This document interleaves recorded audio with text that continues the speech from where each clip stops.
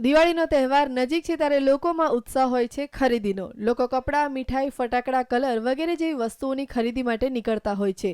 ત્યારે અમદાવાદના તમામ વિસ્તારોમાં ટ્રાફિકના દ્રશ્યો સર્જાય છે.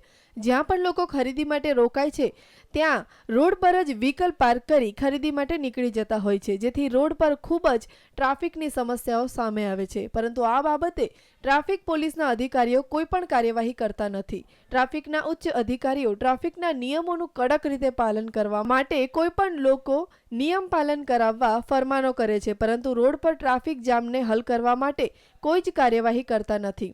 એક તરફ અધિકારીઓ સ્કૂલની બહાર પાર્કિંગ કરવા માટે સ્કૂલને નોટિસો પાઠવે છે.